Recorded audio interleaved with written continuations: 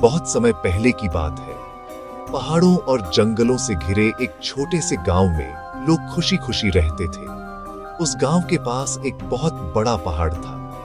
गांव वाले उसे अग्नि पर्वत कहते थे, क्योंकि कभी कभी उसकी छोटी से धुआं निकलता था। गांव में एक बुद्धिमान बूढ़े बाबा रहते थे।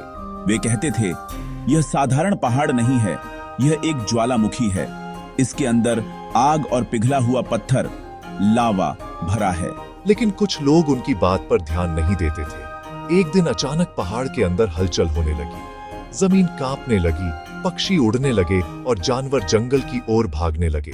तभी पहाड़ की छोटी से तेज धुआं और आग निकलने लगी। गांव वाले डर गए।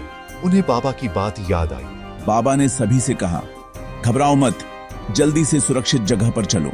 सब लोग मिलकर गांव छोड़कर दूर नदी के किनारे चले गए। कुछ ही देर में ज्वालामुखी फट पड़ा। लाल लाल लावा धीरे धीरे पहाड़ से नीचे बहने लगा। गांव के कई घर जल गए, लेकिन क्योंकि सभी लोग समय पर निकल गए थे, कोई भी घायल नहीं हुआ।